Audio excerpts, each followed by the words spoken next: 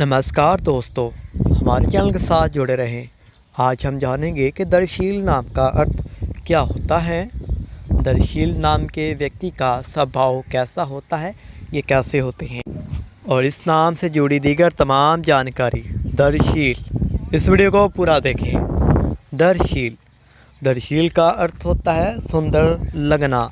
सुंदर लगने का होना दर्शील नाम के व्यक्ति के लिए काफ़ी ज़्यादा सुंदर माना जाता है। इस नाम को व्यक्ति के लिए दिया जाने वाला सुंदरता सा नाम माना जाता है। दर्शील नाम का शुभ अंक 1 नंबर होता है, 7 नंबर होता है।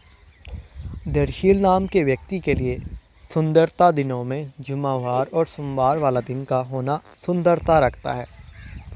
इस नाम के व्यक्ति अच्छे होते हैं, अच्छा नाम होता है इस नाम के व्यक्ति का। ये दर्शील नाम के व्यक्ति के लिए दांत चांदी होती हैं। सुंदरता के रंगों में नीला और सब्ज़ होता है।